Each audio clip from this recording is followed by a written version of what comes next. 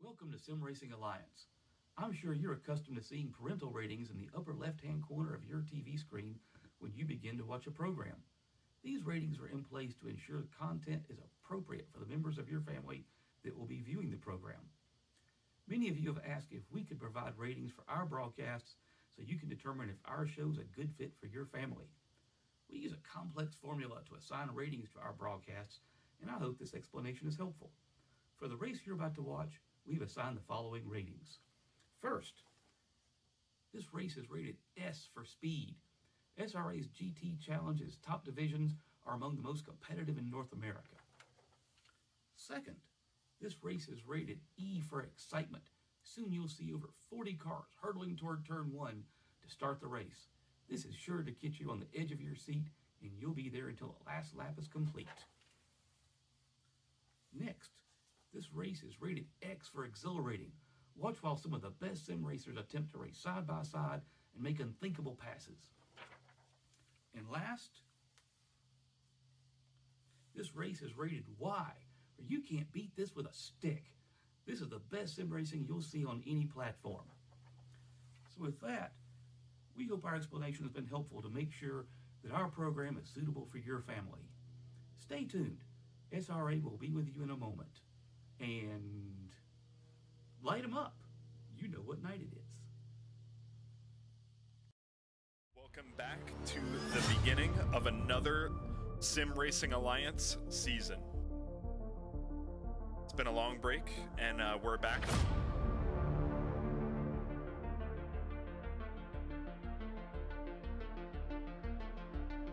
It's been quite a long break, and I think you, me, and everybody involved with tonight's action is super excited to get going.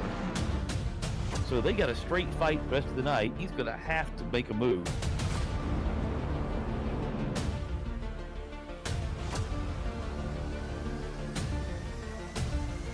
That's a puncherino. Serious pressure from Lustra.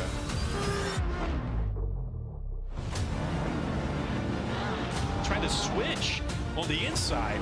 Sweeney goes on the inside for the defense. Oh my goodness, right in between. He's going to dive to the inside of both of them. They're going to go three wide corner.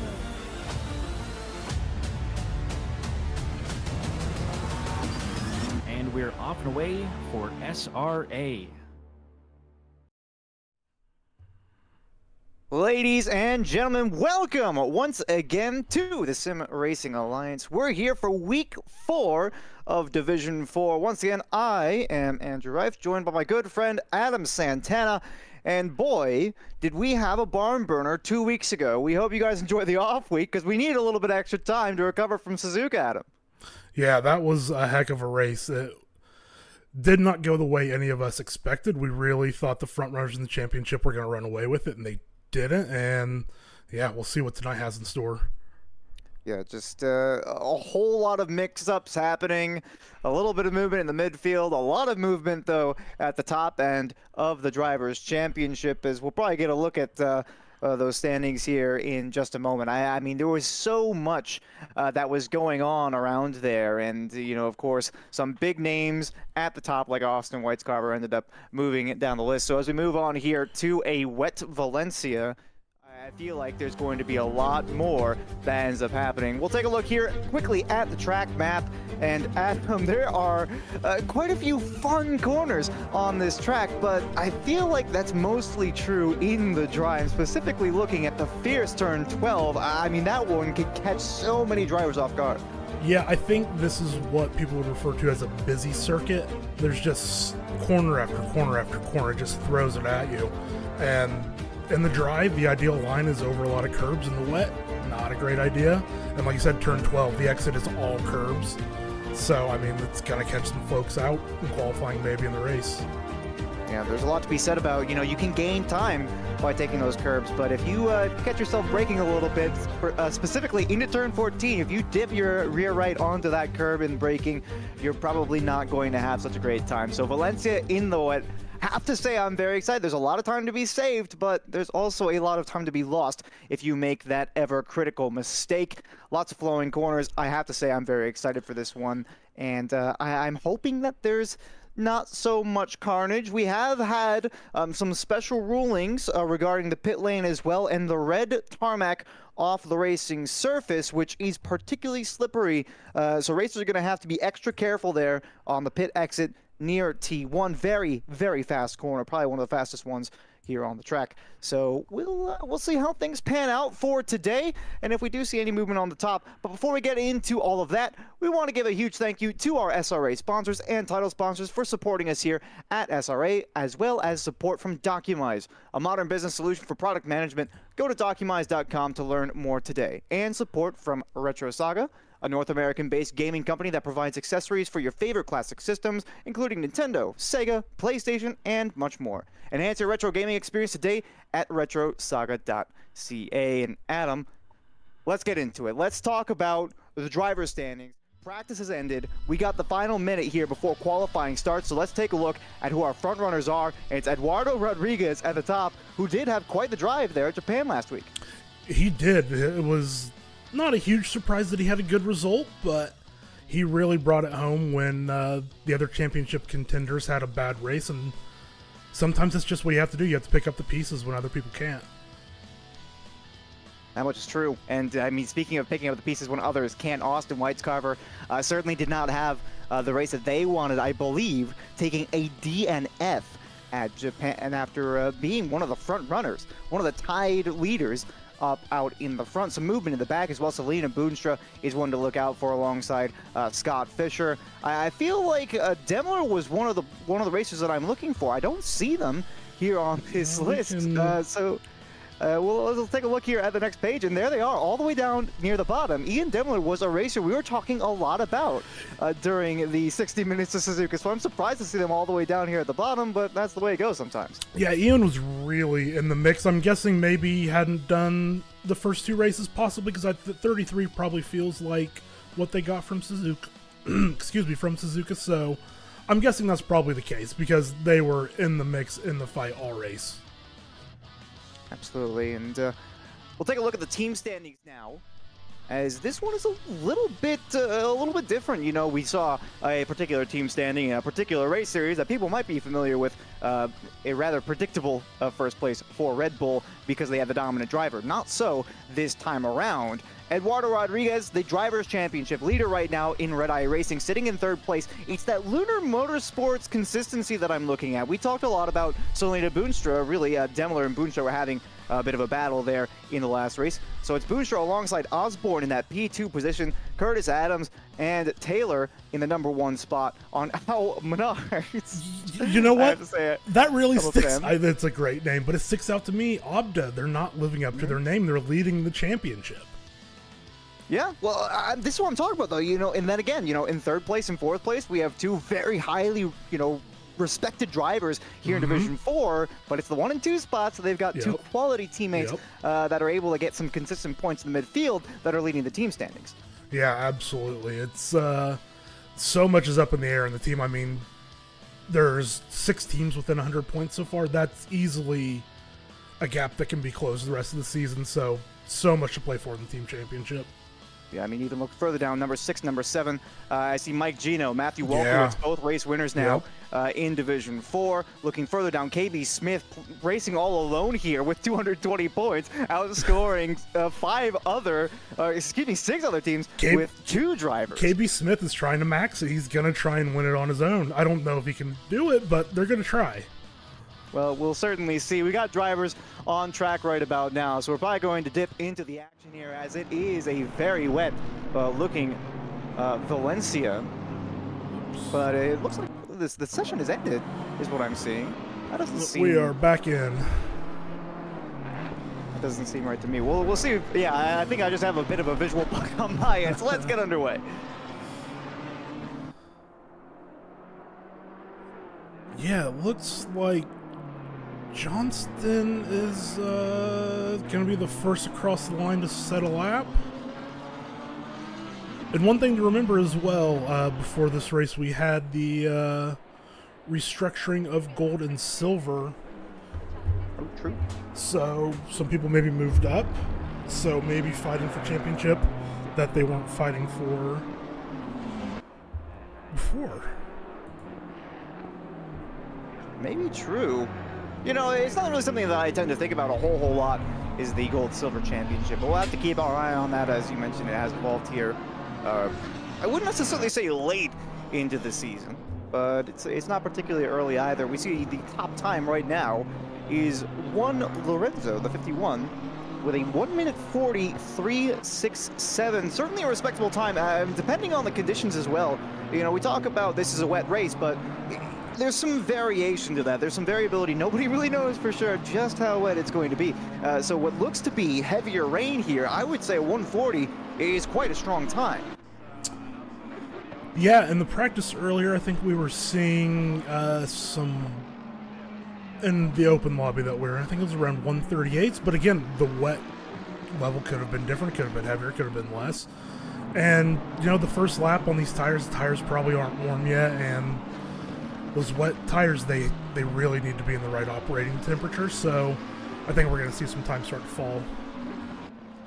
Rather quickly at that, I'm looking through my timing sheet and I am noticing quite a few of them falling here. We're on board with Waleed Sadat, who had a fairly impressive defensive race last go-around before having a bit of a tumble at the hands of one Selena Boonster, which was an unfortunate incident, but it looks like they're about to improve on their time by a not insignificant margin of about 8 tenths. They'll move on up into P5 for now, so certainly not a bad place to be, but of course when you've got the gold drivers going out here in the second half of qualifying, you want to try and get out as far as you possibly can, so they're going to be pushing for a lot more. Yeah, and you never know how the rain might change. The rain could get heavier and the gold drivers could have worse conditions. So setting your best lap time here as a silver driver, it's really important. You could really find yourself up further on the list. We talk about beginning of the race as well. If you get a good launch off the line, maybe get past one or two of those gold drivers who might be quicker than some of the competition directly around you.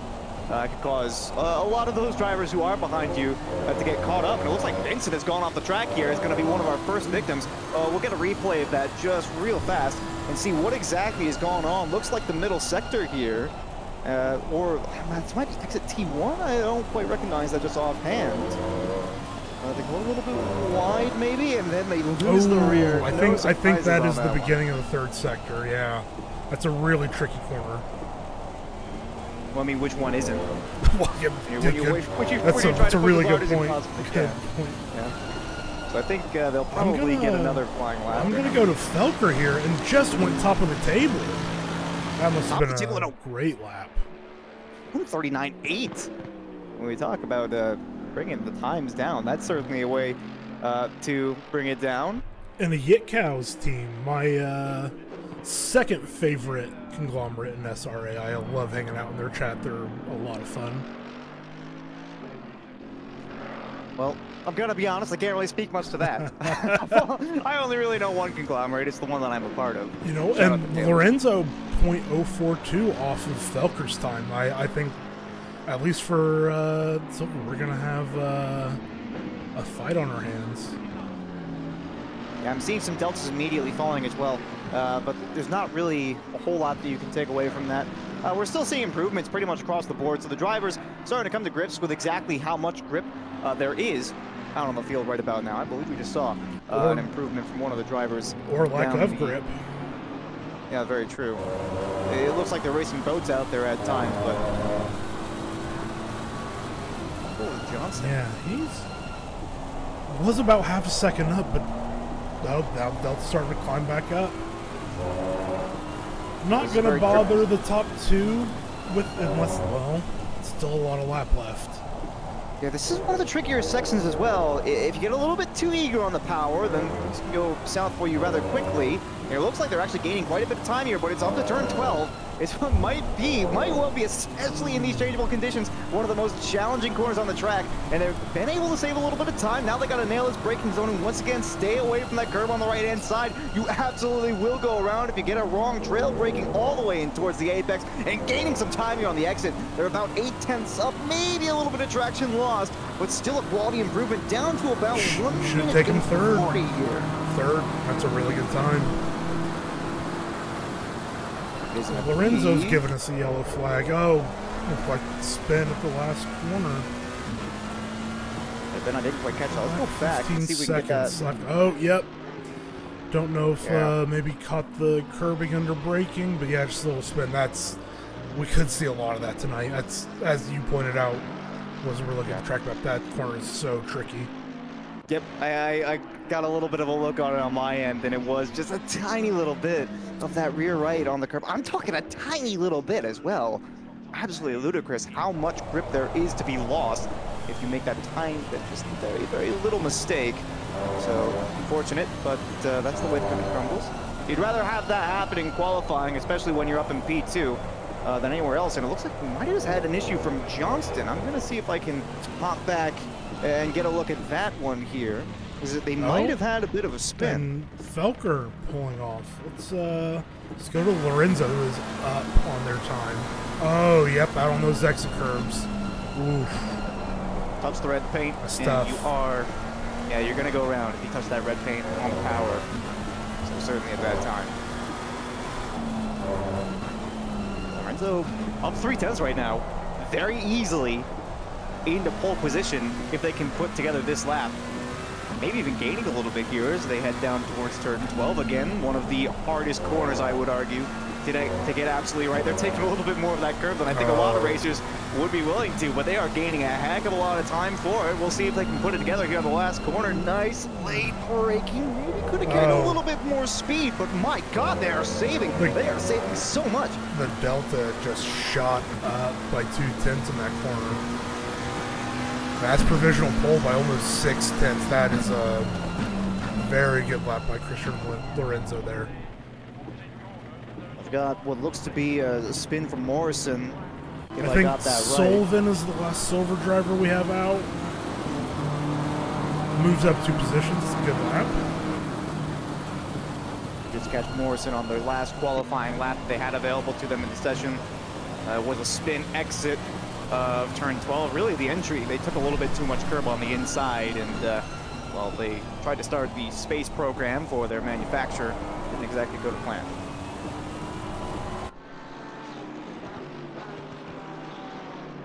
All the gold drivers, they're on their outlaps right about now, if I'm not mistaken. Yeah. Yep. So Yeah, as we saw Lorenzo cross the line, we saw the back part of the field next to the pits. But yeah, White's Carver is the first car in line for gold. I'm sure he's very much going to be trying to make up for last race. He was in a very good position and just some bad luck. So, in tricky conditions like this, never know what might happen, but I think Austin's going to be in a good position tonight. We'll see. I didn't really get a good look at what we saw for some of the practice times for some of our racers. But hang on. Down here and see. We do have a couple of racers who are down in the chat right about now. I'm thinking about maybe pulling one of them up to see how they felt during their qualifying. But right now, let's just take a look at one of our first laps. Lorenzo at that 139.2. I wanted to see if we could get them in, but they're not out there in the chat. I mean, they're 6/10 clear of the next silver driver. That's gotta feel good for them. Yeah, I mean, the silver class, I mean, they're no slouches at all. So a 6/10 gap to them, I mean, you have to feel good about that, that even after the gold drivers put their laps in, that you're going to be pretty high up the order. Surely. Let's see if we can't get... I'm going to see if I can get Sadat in here. One of the races we talked about on Suzuka quite a bit. So we'll pull him in just about now, see how they felt about qual. Waleed. Yes, sir. Friend. Hello. Welcome to the broadcast. Your qualifying finished now, sitting in P9. We haven't seen any gold racers on the board yet, but you know, it's certainly not the qualifying I'm assuming you were hoping for, but you had a mighty defensive race in Japan a couple of weeks ago. Tell me how you feel here in Valencia. I feel like if there's going to be a race to start from the back, I mean, with the qualifier that I started in last at Suzuka, there's going to be another race that I'm going to start in not an ideal position. Valencia in the wet is a great one. I feel like it's going to pop off, not into turn 1, but turn 2. And I think if I make a point of keeping my nose clean, I'll be able to make up many positions real early, and then just calm and steady, hold it together, don't let anyone pass me, and success. It's probably not the worst plan. I was kind of thinking the same for myself for tomorrow's race, that maybe starting from the back isn't the worst idea. Yeah, so I'm just looking at names, like, around me. Who do I know that's a little aggressive? Who do I want space from? That kind of thing. Because it is treacherous out here. I mean, looking at your time as well, if we're looking at a pole time right about now, it's roughly 2 seconds and some change, or excuse me, 1 second and some change, faster than your time. I mean, that's not a significant margin by any means, and surely you're going to have a little bit more time to save. Heck, it might not even be heavy wet conditions come the start of the race. Do you have any anticipations about how your strategy might change if it does end up being a damp or even dry race? If we have a dry race, I have an alternate setup. I'm good to go. If it's damp, that's going to be, I hope it is, that's going to be the most interesting. I don't have a plan yet for damp. I have faith in my own abilities and 25 other drivers that I feel like are more likely to make a mistake than I am. I have to say, I appreciate that, especially, you know, with the conditions that we're looking at, and this track in particular with the curbs. It's good to have confidence. So, yeah, I have to say, just wish you luck. And we'll let you dip out now to get a little bit of focus in before the race. Good luck, Waleed. Thank you. I just got to survive turn 10. That's the one. Survive turn 10. I gotta say, that one kind of threw me for a loop. Yeah. Turn 10 doesn't really feel like the problem corner. Honestly, from the laps I did earlier, they all are problem corners. So Yeah, that's true. there wasn't one where I was like, yeah, I nailed that, and it felt great. So we had some change at the top. We have Mike Gino, and then Jess Osborne, and Maxwell just up into P2, but Fisher as well. All of Hops Lorenzo already. So, I mean, the gold times are tumbling. Let's watch Curtis Adams, who is putting up a really good lap time so far. Adams, as we mentioned, you know, one of the leading drivers in terms of the team standings, at the very least, had a solid finish at Suzuka. It was one of the racers that we didn't really talk a whole lot about because he just kind of snuck into the top 10 and wasn't battling anybody pretty much the whole race. You know, came home in a secure top 5 spot, or just outside the top 5, if memory serves. But either way, you know, they're up 4/10 on their time right about now. They're looking to move into the top 5 for qualifying as they move here into the latter half of Sector 2.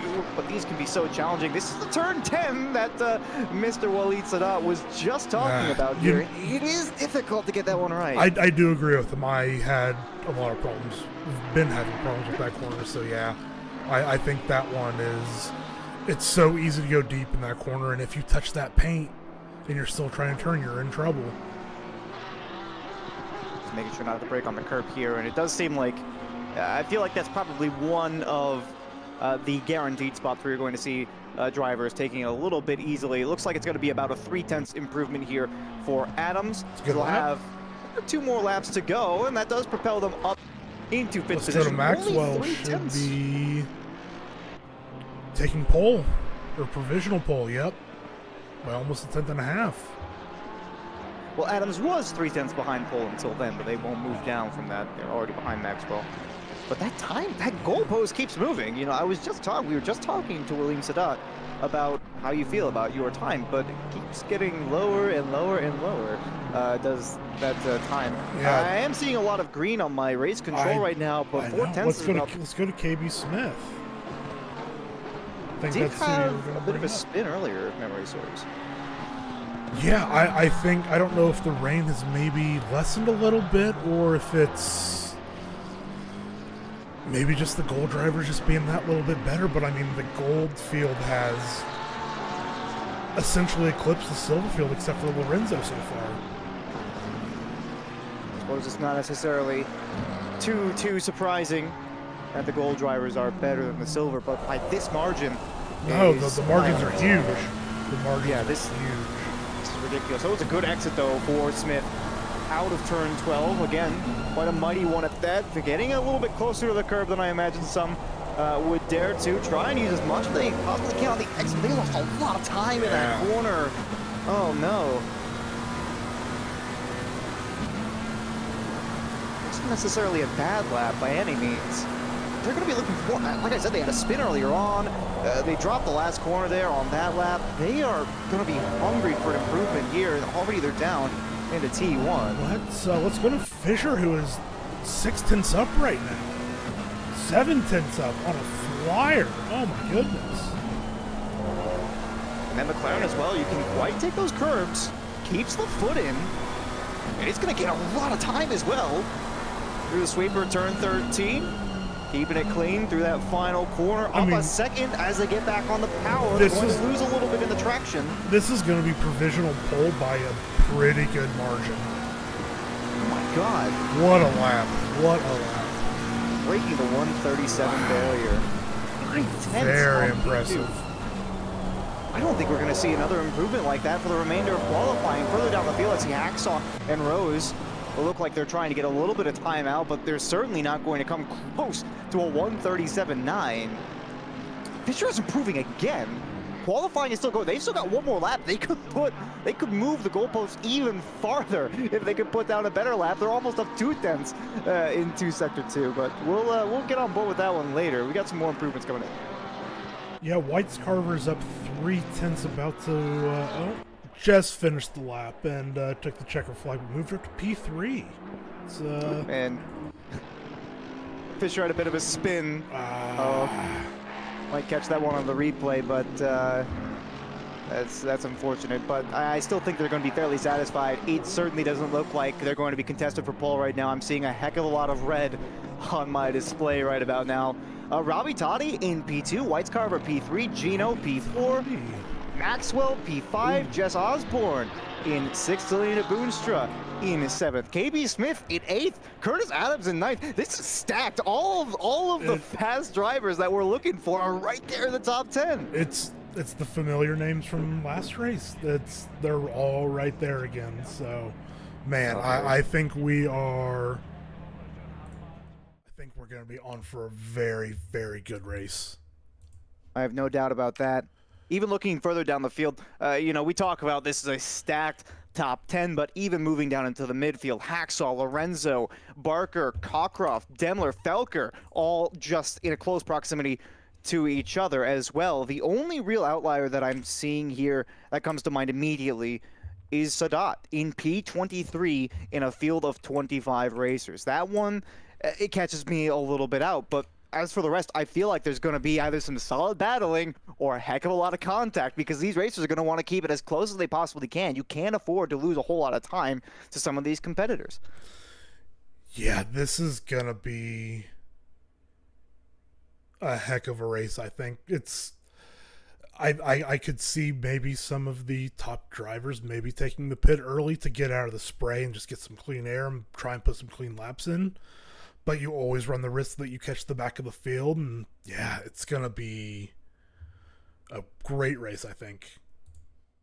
We talked limitedly about how it might be damp, might be a little bit dry, but it certainly looks wet here as we prepare to get underway with the formation lap. But before we do that, we want to give a big thank you to our affiliates, Track Racer. Experience redefined gaming with Track Racer's high-quality sim rigs and accessories. Use code SRATE at checkout to support us. Armamentario, a toolbox for ACC that will enhance your chance to win. Enjoy a fully customizable and enhanced HUD to change the way you experience ACC. And To Go Setups, premium esports setups for everyone. Use our affiliate link on our Discord and take your drive to the next level, as some of these racers surely are looking to do here in a rainy Valencia with an absolutely stacked grid here, Adam. I have to say, I am very much looking forward to seeing what we get out of this race. I mean, again, looking at the top, you know, we got so many quality drivers, but we got a lot of variation in manufacturer as well. P1, McLaren Evo. P2 is the AMG. P3, the BMW. P5 is the Ferrari. And in P6 and 7, the Porsches of Osborne and Boonstra, the teammates together there in that P6 and 7 spot. There's a lot I'm looking forward to. P9, the Lamborghini as well. Man, there's going to be a lot happening here on the opening lap. Some of the players getting their flashers rolling as well here on the grid. I'm assuming they're excited. Yeah, if we were hyped for last race, I think this race could outdo. And Suzuka was an amazing race. I'm hyped. That's all I have to say. I'm just hyped.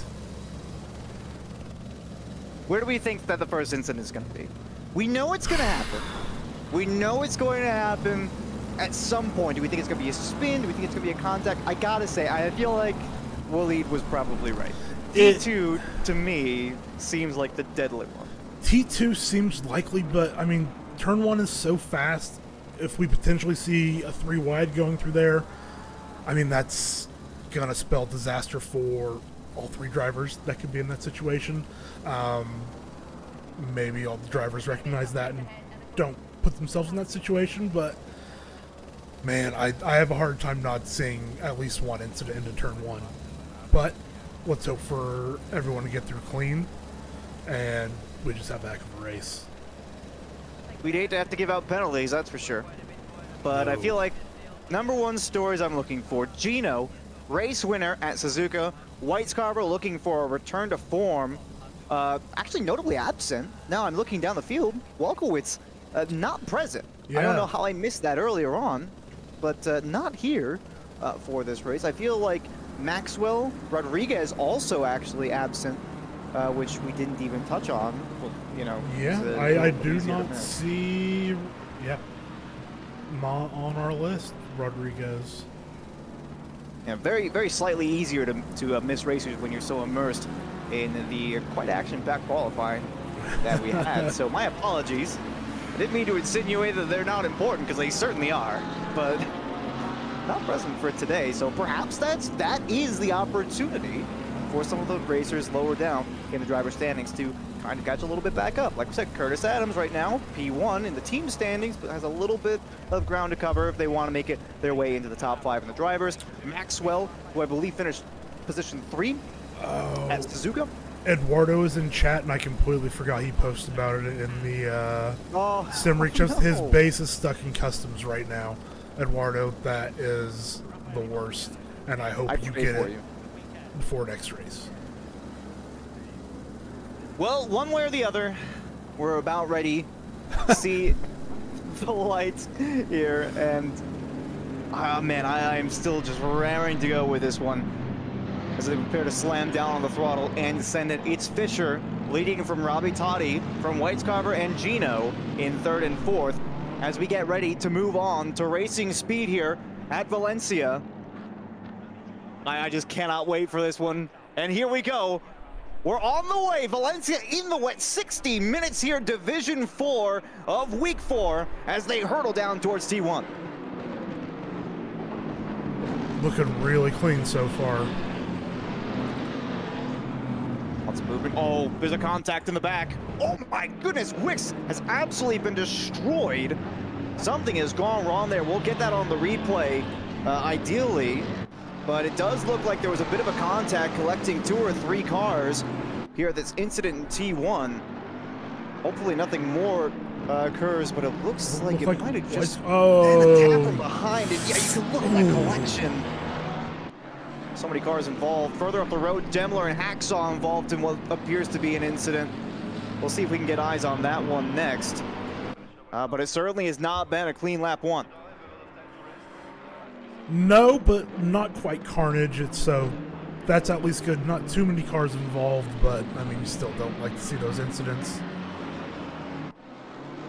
Save for those two, it looks like the field has been relatively clean. Certainly the top 10, there's a little bit of movement. Gino looks like they got their position back against Whitescarver, who's moved down a couple of spots. Maxwell up into 3rd place. Yeah, I think we caught it a little bit at one point, but Whitescarver went wide on one of the early corners. I think that's where he lost those positions. Better go a little bit wide than be caught up, I'm assuming, in a little bit of a wreck. But the top 3 still sticking relatively close to each other. Fisher out in front with an 8/10 gap into P2. Yeah, if you're a Fisher, you are in the best position. You have no spray. Oh, Robbie Toddy going a little wide. Oh, and he's spinning. Oh, no. Get that one from the Bonneview. That's gonna hurt severely. I mean, there's so much potential for this race starting so far out. Yeah, just sliding out wide and onto that red paint. Absolutely no chance of getting that one back. That is so unfortunate. They're gonna drop down pretty much all the way to the back of the grid. That's gonna give Fisher a heck of a lot of breathing room. Yeah, Fisher has to love that. I mean, already pushing the gap now, already 1.6 seconds. Hey, William talked about it, moving up the field as a result of a couple of incidents, starting P23 up to P21 now. We had one early pitter, and that is Sullivan. I don't know if they were caught up in that turn 1 incident. But other than that, it doesn't look like we had any early pitters. Maybe Hacksaw pitted, but again, they could have been just caught up in that first lap incident. Those in the top 10, though, certainly a good feeling is Toddy's got another yellow flag. Oh. It looks like they've gone around yet again. It looks like this is the entry to turn 9 and trying to go up the inside, and contact is made. Just a little incidental touch. Looked like door banging it saved for the spin. Yeah, but in the wet when both cars are turning, that's the risky run. Very true. Maxwell just set the fastest lap of the race, a 1:39.86. A couple of tenths faster than I believe what Fisher has put up, so they're instantly trying to hunt down that leader. Really? Gino about a second behind. Really ate into that gap, about 6/10 in the second half of the lap. It's a long race, though. You certainly don't want to burn up all of your, I guess, good racing skills early on, although I'm not sure how that's even possible here in the wet. I mean, I didn't see any forecasting, but it's very possible the rain may let up at some point or another. I doubt it, but it's possible. That's true, and according to Raphael, the D1 race started dry. And I believe one of the practice races last night was dry as well. So that's I was in that practice race as it would happen. Yes, it was dry. That is, I think it's like a 2% chance of getting a dry race in these conditions, and now we've had 2 in 2 nights, and that's insane. Let's go down the order. Let's go check in on KB Smith. This isn't looking like it's going to shape up to be an interesting battle. Similar lap times between Smith and Lorenzo for the last lap. Adams behind. Has not been able to keep the pace per the lap times, but you can see the gap is quite low. So we'll see if they can track them down. KB Smith was having a bit of trouble keeping the car on the road during qualifying. So hopefully there's not any sort of significant losses of control here as we move forward in the race. But yeah, close gap there. I'm also keeping an eye on Whitescarver, who just set the fastest lap, only at a 1/100th slower than what Mike Gino put up. So they're in a fight for third right about now. And White's cover, like we said, is a man on a mission after last week's result at Suzuka. Yeah, if you're him, you just have to be feeling like you have a lot to make up for because he was in the best position. So, if he keeps closing that gap to Gino and Maxwell, maybe we see him pit early. We'll see. It might be too early to pit though. Smith can't get past here soon against Lorenzo. I can envision a pit as well here. I mean, if you're going to pit early, you have to pit early. Otherwise, you're going to come out in traffic. That's a problem that I personally experienced at Japan. A little bit wide here. Trying to move in towards T10. So that's going to lose them actually quite a bit of time. Curtis Adams, all the while, is closing up. Trying to form up on the back of this 2-car long train. There's a little bit of clear air out in front of Lorenzo. So Only a little bit wide behind us. I think that was maybe Johnston. Let's check in on this fight. Rose 3/10 behind Barker. Really putting the pressure on by the looks of it. Ooh, yellow flag. Adams looks to have been involved in that. We'll have to see if we can get eyes on that one. I was on the replay at the moment, and we didn't see any of that. So let's go ahead and send it on back here. Out of T12, in towards T13. Don't tell me that this is what I think it is. We got a little bit wide here on the entry into this corner, and there it goes. Almost, to their credit, they almost saved it a little bit, but there's just no grip. As soon as that slide starts, there's nothing you can do. All in all, not the worst thing that can happen. Wasn't a full spin, no damage, so you can still make up positions from there, so not the worst thing that can happen. Actually just got another yellow as well. So it looks like they ran it wide. Adams again. My goodness, they're down in the 19th. And maybe even 21st as Taylor. Looks like they might get past. That was just huge. Now Demler's gone round as well. Yeah. There's just a plethora of errors happening here. This Porsche, we know, can get a little bit sideways, but especially the wet, actually going for a move here. It makes contact with the 53. It looks like Demler lost about 6 or 7 positions. Oh, man. Just going to emphasize the importance of keeping it clean. We've seen a couple of attacks like that. I see another yellow flag. It's Flo who has gone round this time. We'll get eyes on that one. That on the main screen. It is just not a good race. Is Morrison going to be a little brave? Oh, yeah, a little ambitious there. Oh, man, that's tough for Flo. I don't know how many more sighs I've got in me. We're only 9 minutes into the race. I was really hoping for a little bit more action in the variety of overtakes. We'll see if Adams can make a little bit of inroads. They're 3/10 behind Wicks right now.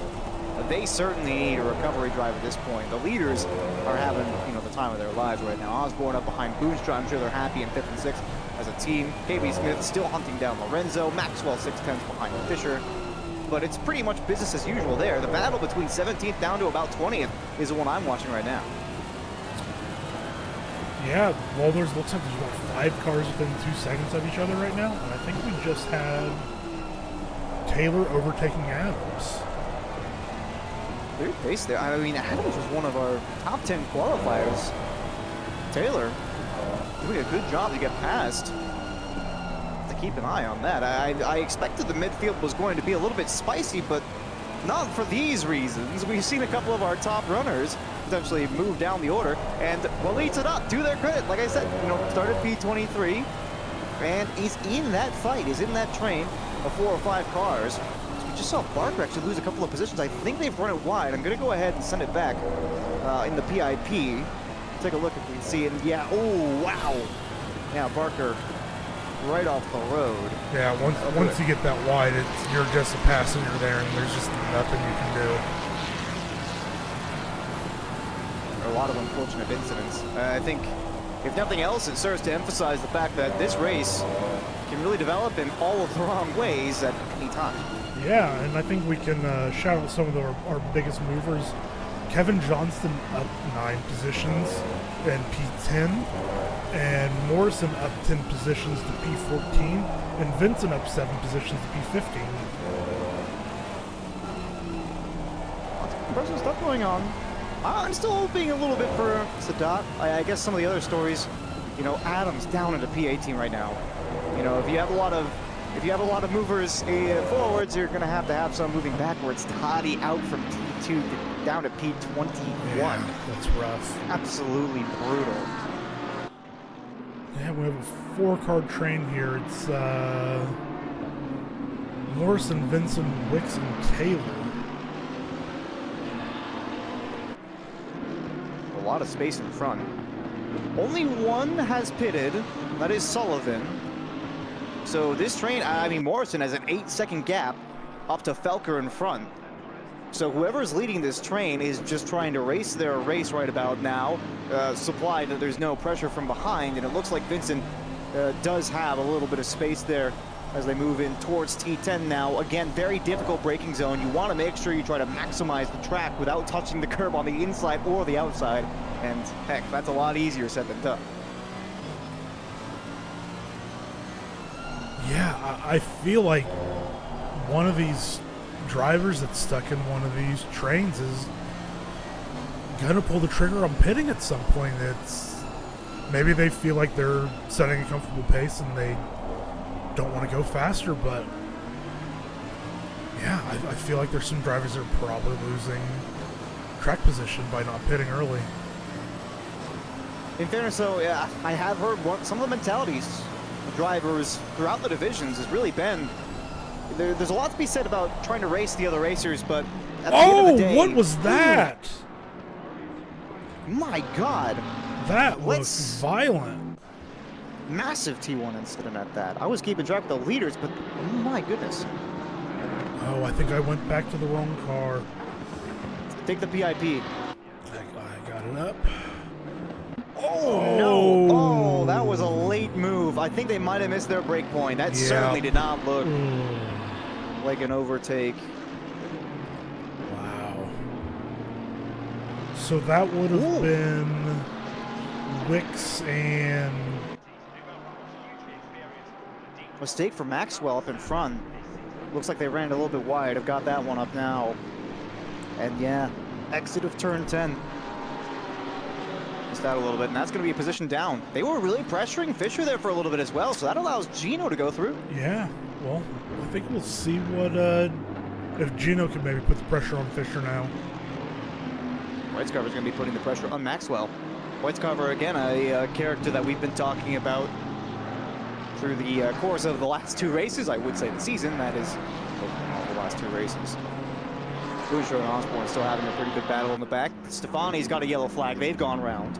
We'll take a look at what happened there lower down in the field, and they are now in, well, provisional last place with Sullivan behind by having pitted. You have just a little bit too much power on that curve, and that'll do it. Or excuse me, under braking, I believe. That was T10. Yeah, I think you're right.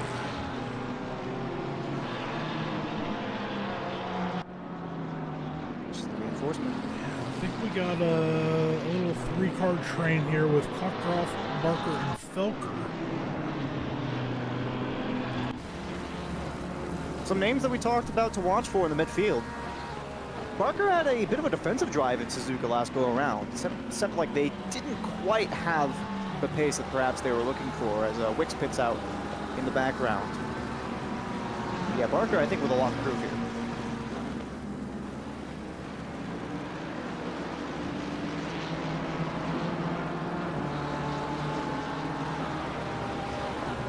Still keeping a close eye on really the top 10, all within relatively close proximity. Rose has dropped back about 5.5 seconds to Smith, but other than that, it's about 2 seconds gap maximum between some of our leaders.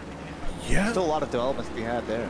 And then the top 3 are just about within a second, just a little over a second of each other. It's... I mean, Weiscarver, I think Weiscarver get himself up in that battle as well. Maybe Boonster and Osborne. I mean, this... And that's Barker going in the pits. Will probably be good for Barker. I believe, yeah, they were trailing behind Hawcroft there, so maybe it's getting a little bit of clear air to work with. Sadat has gotten past Demler.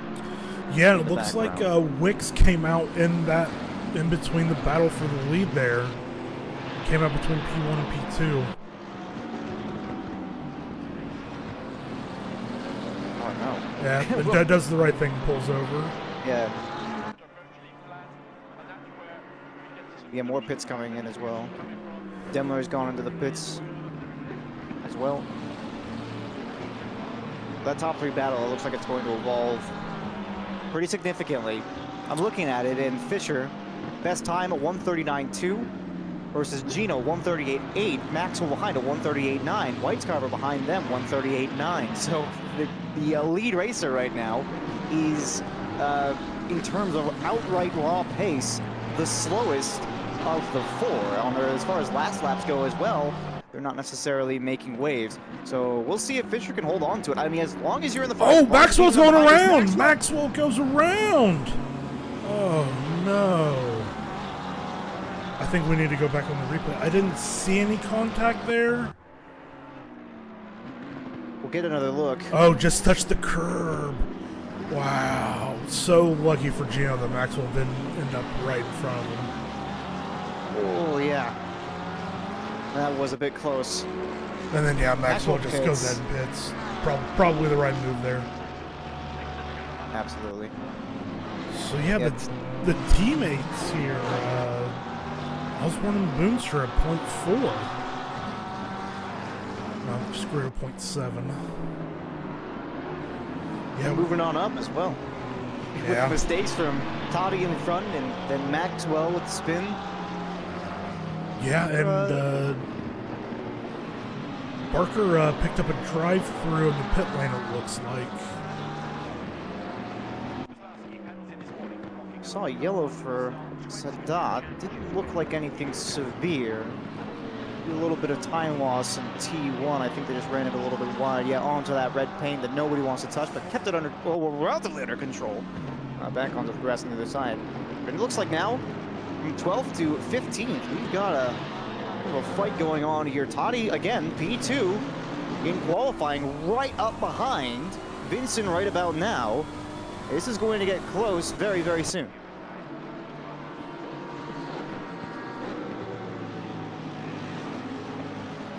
Yeah, I mean, with these 4 cars so close to each other, something's going to happen, a pass, hopefully not a spin or a crash, but... Oh, and speaking of, did I just... Morrison's off. Wow, went way off. If you can get that in the picture. What is going on here? Oh, they took a lot of that curb under power. Yeah. That's not what I would say is a common spot to spin it out. I mean, there is time to be gained on that curb. I mean, you do need to lift a little bit, but I'm surprised they went around so hard. Yeah, that looked a bit of an odd one. Oh, is that a pass we're maybe going to see? They're just pulling out of the spray.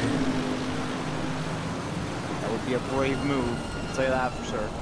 Into T1, I feel like that's the last place you want to try to make an overtake happen. T2, though, that might just be the spot to do it. Too far back, though. Maybe put on the pressure, try to get the advantage on the exit. Morrison goes into the pits after that spin. Not surprised to see.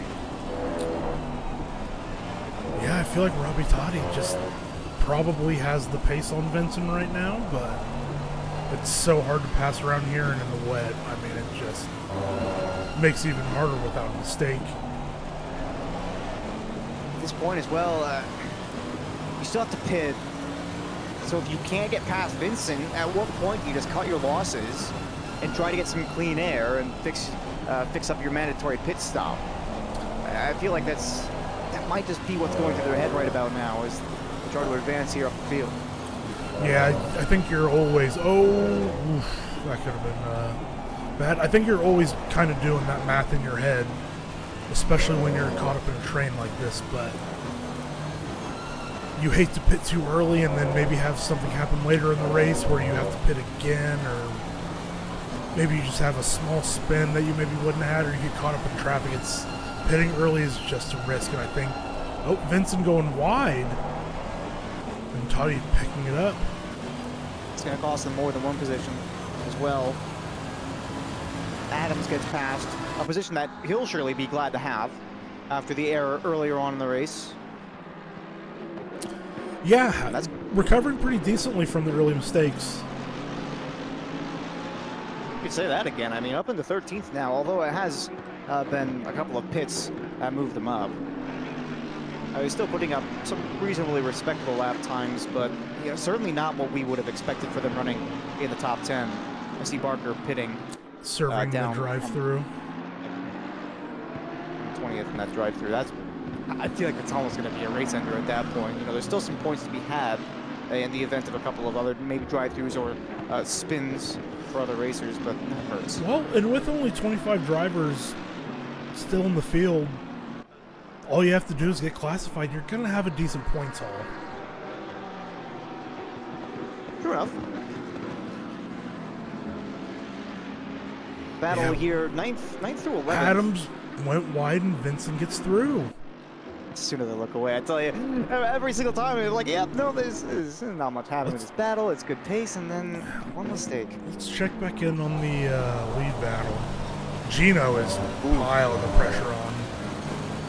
Maybe even a little bit more than that. Forces a defensive shape here from Fisher. And as a reminder, Gino has been putting down good laps here lately. Oh, a yellow from White's Carver. So let's go back, and it didn't seem to affect him very much. just a little bit wide on exit of T2. Yep. Oh, they had to cut good across. save. Yeah, that was close. Looked Oh, like they were and gonna cut across the Boonstra rest of maybe them. had to take some evasive action there as well. That is a big train forming behind White's Carver. I mean, that pretty much closed up the next 4 cars in the order. White's Carver does have that 3rd place, but now I wonder, Osborne and Boonstra have pretty much been running their own race. As teammates, you know, Boonstra and Osborne were very close in proximity, but not trying to make any aggressive shapes at each other. I wonder if they're not going to pit, surely. There's too much traffic at this point in the back, so they're just going to have to deal with what they've got.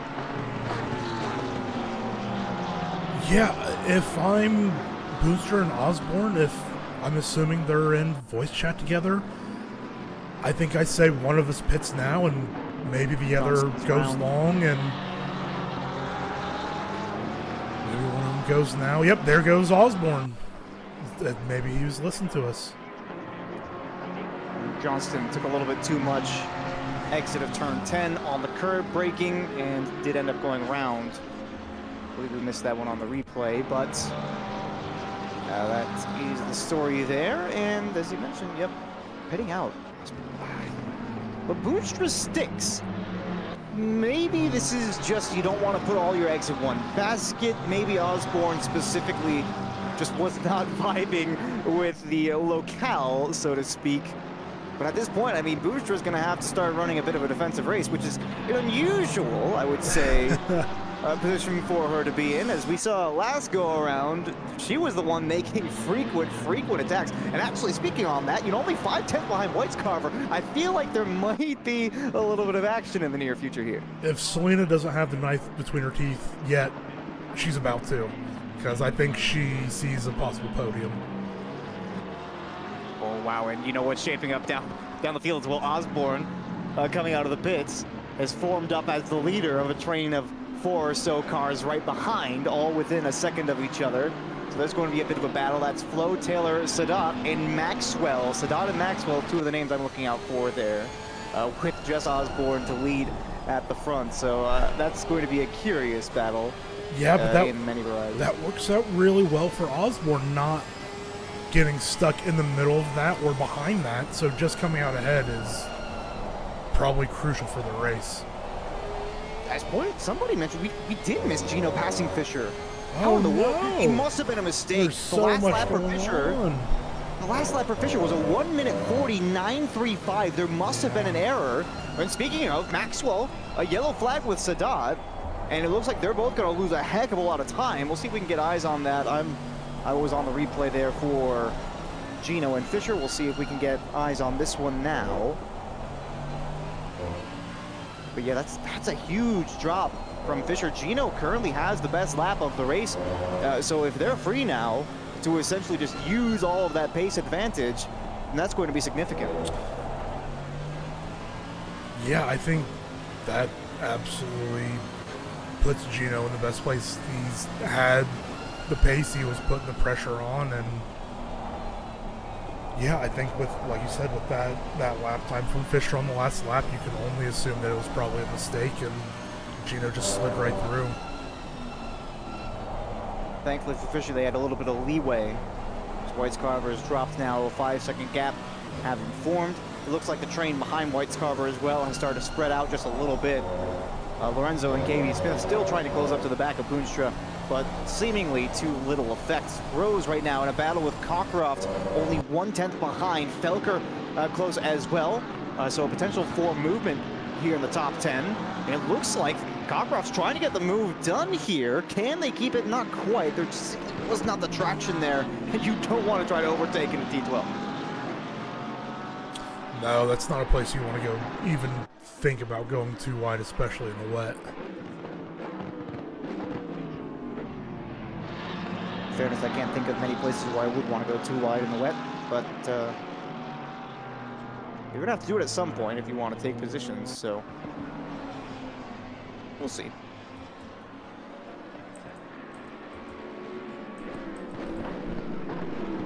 Looks like there's been a bit of a spread here for the rest of the field.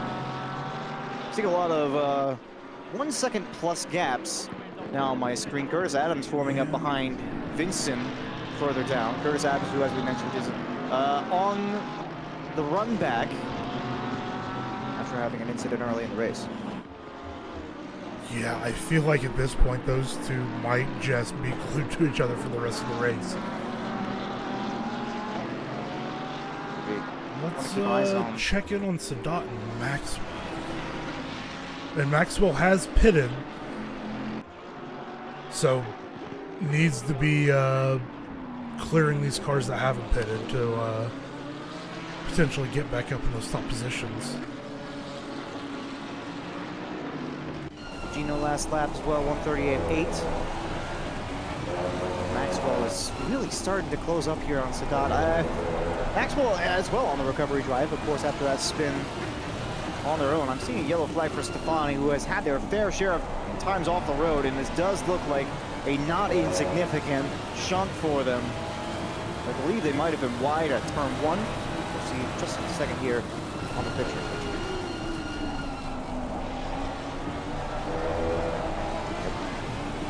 Oh, yep. On the power with no grip and into the barrier. Not too big of a hit, but that's going to be a huge time loss. Ooh, Sadat wide. Ooh, but holds the position. And Powell. Getting into T12. It's the last place you want to try and get the move done, although Robbie Toddy just hit the fastest lap of the race. Oh, this will be We'll try to brave. get up the This will be inside. brave. You have to give the space, but certainly keeping it on the outside. Will they get the traction onto the curb? And they do somehow keep it. That was brave. I mean, in these conditions, Sadat going all the way out onto the curb.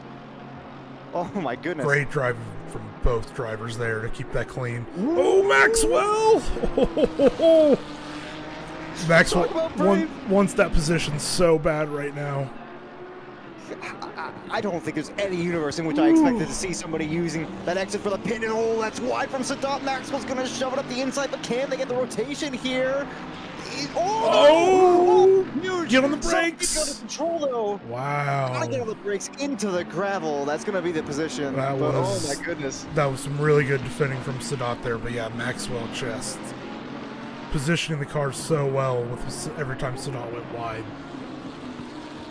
I feel like that is the ultimate display of how much pressure you are under in situations like that. While we were watching that, we missed Boonstra getting past White's Carver. naturally.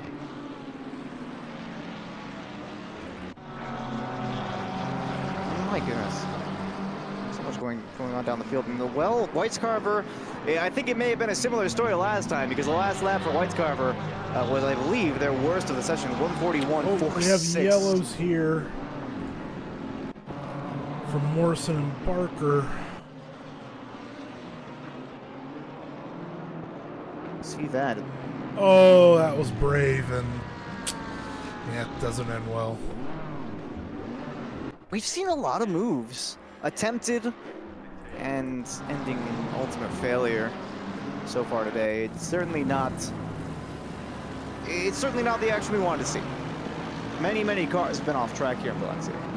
No, but these conditions are just so tricky, and I mean, even just the smallest mistake can just be catastrophic, and yeah, it's hard to put too much blame on these drivers. Well, of course. One of the phrases I've been using quite a lot recently. Famous. We went car racing. That is the fact of the matter. That quote gives me nightmares. You know, sometimes you try to drive your car to the fullest of its potential, and sometimes you get a little bit too eager. And speaking of, Barker's off the track in the background here, going through T13 into the entry of turn 14, and didn't get out on the curb, maybe just braking late, and then just goes wide, tried to get out of power, and he's done for.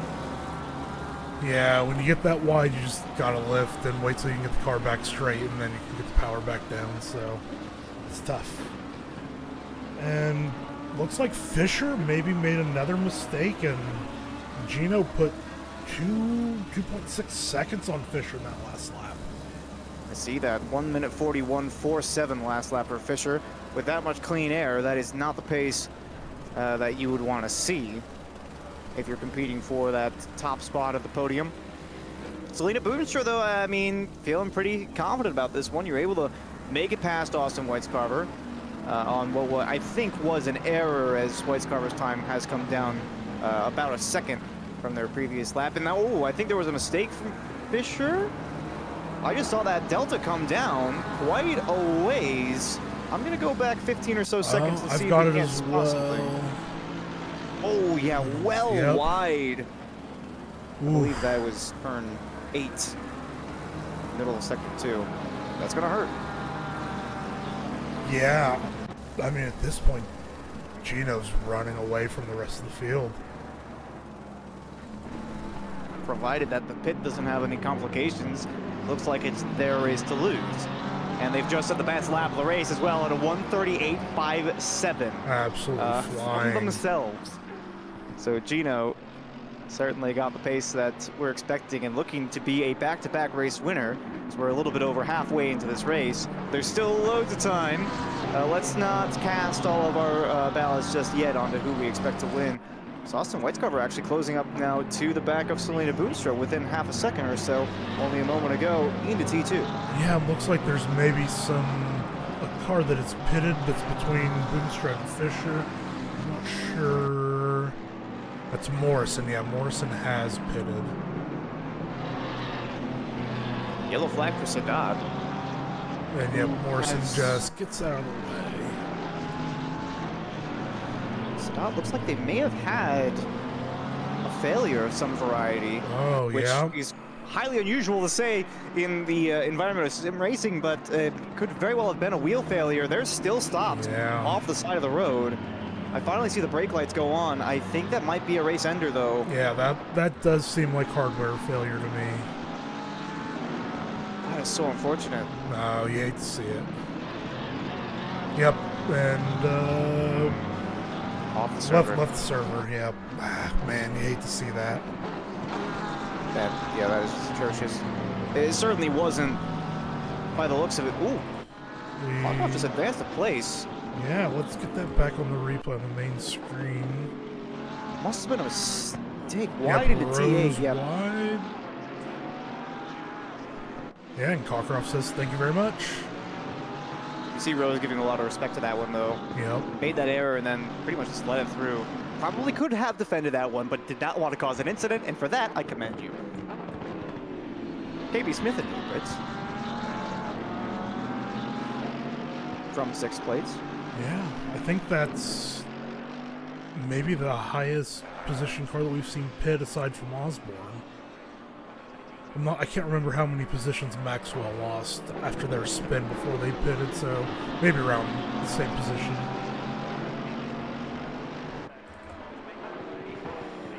Yeah, this is the closest on-track battle we have right now. Osborne is also close behind Vincent, and Vincent has not pitted, so Osborne will really need to make up that position. And, let's see where there's Smith out of the pits behind Osborne, so yeah. So yeah, right now Osborne is running the highest of the drivers that have pitted. Saw a car spun around in the middle of the track. It was Sullivan. Here in where exactly is this? It's wow, that's out of turn 12. Yeah. That is the infamous turn 12. Took a little bit too much curb on the inside and was able to recover it safely by the looks of things, but that is certainly going to impact their race relatively significantly. I see Sadat is in the chat. Yeah. Tell us what happened to Weed. Oh, he blew his engine. So yeah, he must have locked up his tires and downshifted too quickly, because you lose the downshift protection if you've locked up your tires, and that can happen in the wet. I have actually had a teammate do that in a 24-hour race at Monza, locked up in the turn one in the wet, and gave us the yellow engine, so we were down on power for the last 14 hours of the race. I honestly did not know that was a functionality in SRA Corsa. It's very hard to do. Let's get on board with Rose here, who's defending from Robbie Totti into T1. As you were talking about close on-track battles, this looks like it's the closest one that we're going to have. And yes, bold strategy. Oh, that was close. Robbie Totti, I was like a little bit of avoiding action, gets on the brakes. I think Rose is going to have a fight back here, though. I don't know. Not quite. Oh, yeah. A little bit on the brakes there. Yeah. Totti, I think, might have been slightly aggressive on that one. Goes slightly wide here, but I think they'll have this one. Trying to stick the nose up the inside. Space almost given. Doors not quite open. And the 898 will drop back. Robbie Totti is climbing back up the order. I mean, just really, really impressive recovery drive. Still going to make their pit, though. So, not quite sure where they'll come out. Jess Osborne is the highest hitter, if I'm not mistaken, with a 46-second gap to the leader. Robbie Totti right now, 34-second gap to the leader. So, I'm not sure exactly what the pit delta is, but they might find themselves down in the 14th, 15th spot, which certainly is not bad. I mean, considering your starting position, that's probably not what you were hoping for, one way or the other. White's Carver here, 2/10 behind Selena Boonstra into T1, who themselves is a second and a half behind Fisher, who is starting to gather up a little bit, but has had some mistakes. Yeah, White's Carver is piling on the pressure right now. And yeah, I tried to look earlier, and I have a little cheat sheet that has pit loss times and how long it takes to pit, even just take 1 liter of fuel. And yeah, it has not been updated since Valencia was added, so I don't have that information either. I would imagine it's somewhere between 30-35 seconds. It's not the shortest pit lane, but you have a really clean run up on the entry.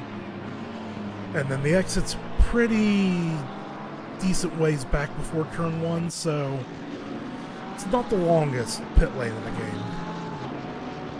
I'll say one thing for sure, though. You have to be a little bit careful on pit exit. Over-aggressive problems occur, a.k.a. you touch the red paint and then you die. Speaking of dying, Morrison has gone around. Exit of turn 10, maybe just hitting that curb a little bit on the brakes. We'll take a look here at exactly what happens. Oh. Yep, just a little too wide there. That'll happen. Osborne right behind White's Carver into Vincent. the pits. That'll be big. This, White Carver. this will be interesting to see where Osborne comes out, or where White's Carver comes out in relation to Osborne. Keep an eye here on Vincent and Osborne right now, as they're exiting turn 12 into turn 13. Osborne's a half a second behind, but this is not their race necessarily. I see a yellow flag in the background. Ooh, Taylor has a bit of a hit there with the barrier. I believe this is... I'm not recognizing this immediately. That's just, yeah, getting a little bit too... That's, going out onto the back... Yeah, going out on the back straight. I think you can recognize all of these locations just offhand. White's Carver does get out 8 seconds in front of Osborne here, 9 seconds almost. No, it's a lot. 'Cause I think that's Austin right in front of... Yeah, that's a couple seconds. Excuse me. Yeah, it doesn't update the Delta right away. Yeah, excuse me. I was looking at Boston's Delta to Rose in front. Yeah, that's a pretty close battle. That is huge for White's Carver to stay out in front of Osborne. But again, does Vincent really try to defend this a whole lot? I mean, hasn't necessarily had to defend by the book definition. Yeah, I think it's one of those where you just hold your line, and if Osborne goes for a move, you don't fight it too hard, but you at the same time, you know, you're still running your race. You don't want to lose too much time. But if I was in Vince's position, I would not run a defensive line at all, but I wouldn't lift or just give the position up either. Keep my eye on the bonnet cam here for Osborne while this battle, if you will, develops. Let's put that on the picture-in-picture, and I'm gonna go to Felker behind Cockcroft.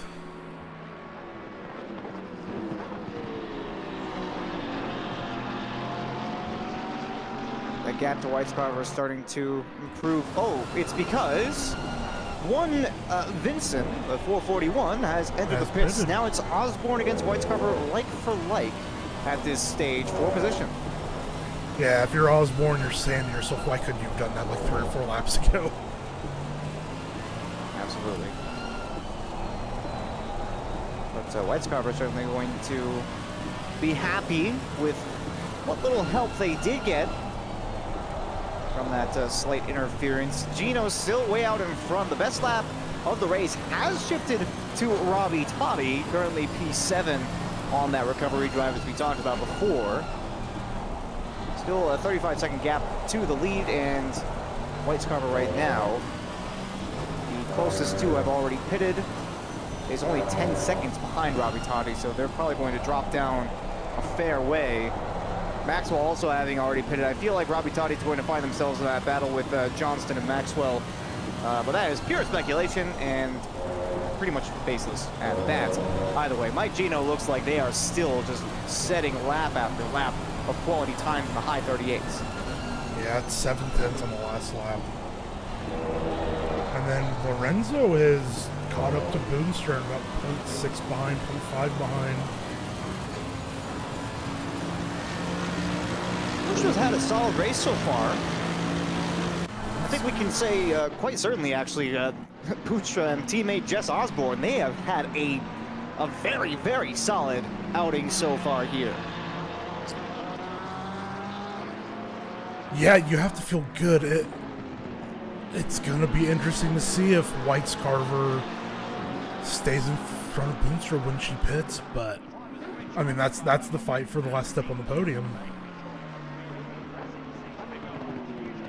What's the gap we have there from Boonstra to White's Carver? Looks like it's about 32 seconds. Somewhere around there, 32, 33. Really close. Ooh.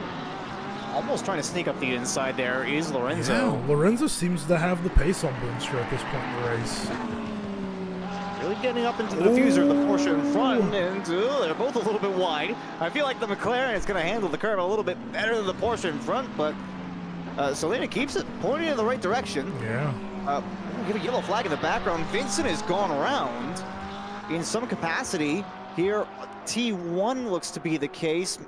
Maybe missing the Going breakpoint by a little bit. wide. It's the red paint and just about collects the car behind as well. That was close. Yeah, I believe that was Adams behind. My goodness.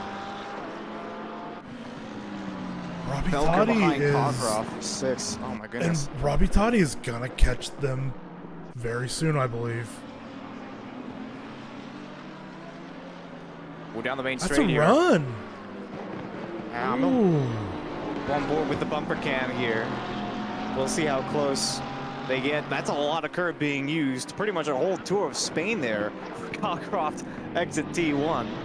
We see Rose now into the pits, the 898. I might shake things up a little bit there in the midfield, but you can see there it was very close, but especially in the wet, it's very difficult to keep that close gap. Yeah, We'll shift back up with Lorenzo. flow into the pits as well.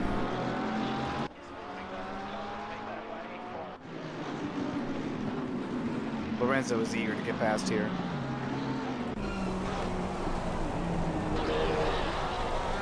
This is a 4-position direct race as well. Oh, Robbie Toddy, I mean, Felker coming up behind Cockcroft and Robbie Toddy within a second as well.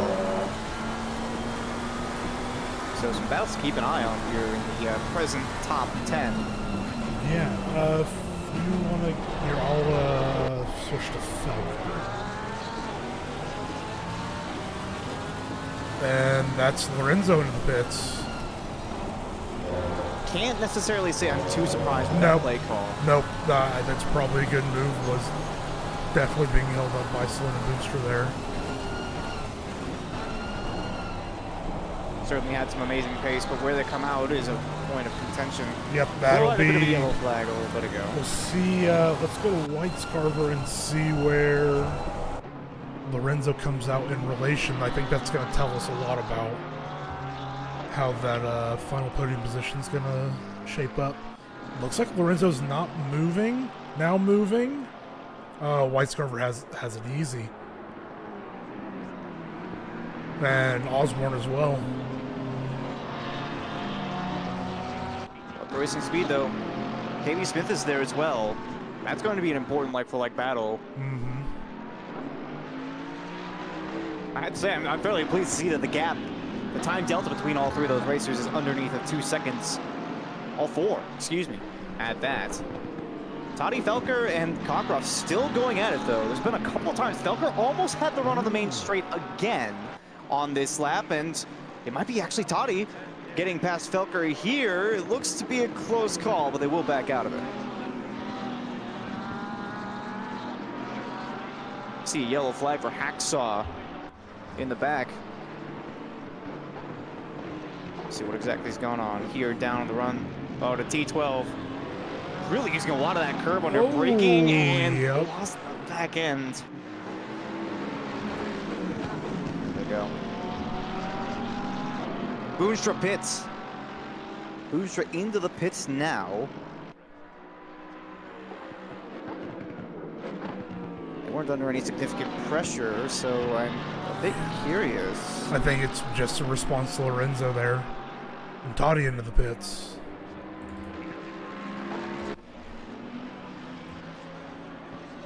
Be an interesting shakeup. Toddy's certainly being held up by the traffic in front. I mean, Felker and Cockcroft are having a good battle, but if you're Robbie Toddy at that point, you don't really want to be a part of it. Yeah, and Booster's going to lose out to White's Carver, Osborne, Lorenzo, and KB Smith. Wow.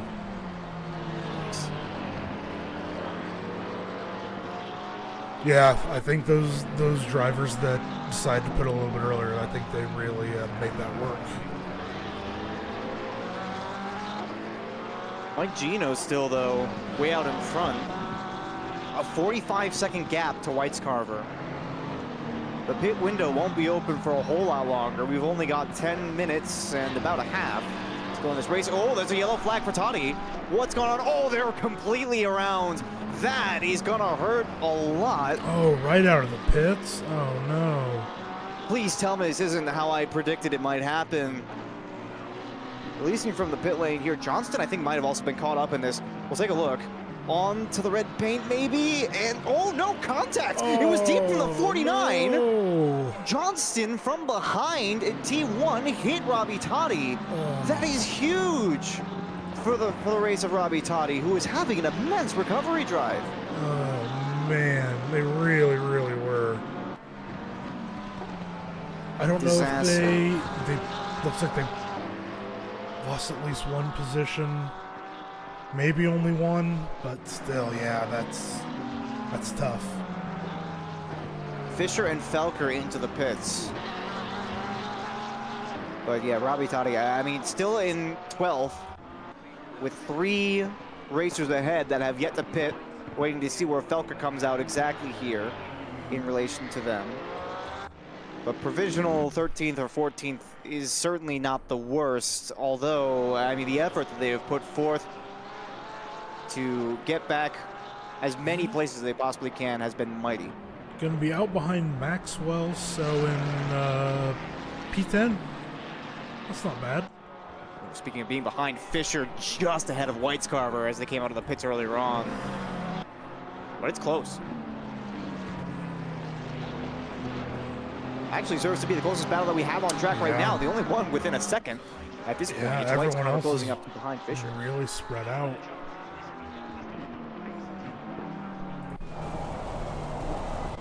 I wonder how this is going to fare for Gino out in front. Yeah. Last lap of 139.4. I think if I'm Gino, I'd probably just respond and pit this lap just to be safe. And I think you had about 11 or 12 second gap to Fisher, and you just bring it home from there. I have to wonder if Gino's running into a little bit of traffic as well. We haven't really been keeping an eye on it. He doesn't look like he he's has starting clean, to run. he has clean air. Number 49 is Johnston. So yeah, I think probably pitting this lap or the next is probably. Fisher's going wide. Wow, Weiscover, probably not enough of a run. If they can make this braking zone right, though, they might be able. Wow. Speed, though. It's going to compromise the exit here for Fisher. Maybe even look for a switchback. No, stays on the outside. I mean, you surely don't want to risk diving towards the apex on a move like that, especially when the race has been going so well for you. I mean, even if you can't get past here, you're still looking at a P3 finish at current pace.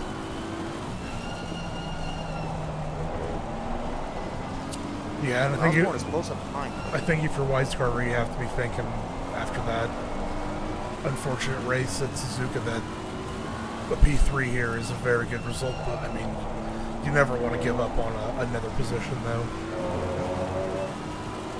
Surely not. But Fisher's not going to let it go so easily. No. They've been having a fairly mighty race of their own. Jess Osborne behind Whitescarver as well. Going to be looking to move up as much as possible. Yeah, I mean, P3 isn't locked on for Whitescarver, so. I feel like the big loser in all of the pitting drama has been Selena Bootstrap. Yep. Down to the 8th right now. If they had boxed same as their teammate, they would probably be, right up there with Osborne right now. Maybe make a little bit of inroads up behind their teammate. So it's just been an unfortunate story for that team. And Whitescarver, that's a huge mistake. Osborne's going to try to capitalize. I think, nope, not enough of a run so far, but that could change. Of course, just a little bit too slow in that straight line. Yeah. A little bit of a slide on the power as well as it moved down towards Doohan. It's getting a lot of space towards the apex. It's going to spread them right the way out. Cockcroft into the pits now. Yeah, and if I was a betting man, I would say that. Nope, they did come out in front of Felker. I was going to say they're going to be very close to each other, but they've been close all race. Something that we miss as well. Gino has fulfilled their mandatory pit stop. Out in front with a 10-second gap to Fisher behind. Yeah. At this point, completely their race to lose. Yeah, just got to keep it on the black stuff and facing the right way, and it's Gino's race.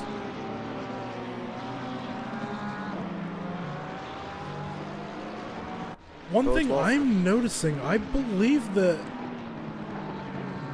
we had called that Vincent had gone into the pits, but it's not showing that they have completed a pit stop. Maybe they forgot to do fuel. That's what I'm guessing. Mighty Let's unfortunate. check our stats. Yeah, it's saying that Vincent did pit, so I think you're probably right. Gino runs off into the distance right now. The battle. Fisher, Whitescarver, and Osborne. KB Smith trying to close up to the back of Lorenzo, but it's a second gap right about now. Robbie Totti and Rose fighting in the midfield. Totti, who fell down in the standings very, very early on due to an unfortunate incident, and then again leaving the pits, trying to recover as well as possible here. We've only got a couple of laps to go here in Valencia. It has been an eventful race by many a standard. Contacts here and again, cars off track of their own accord, taking a little bit too much curb. Oh, sausage no! and otherwise. Oh. What is going on there? That almost looked like netcode to me. We'll get the replay. It was Rose and Totti. Nope, that was just a good old-fashioned rear ending. That's unfortunate.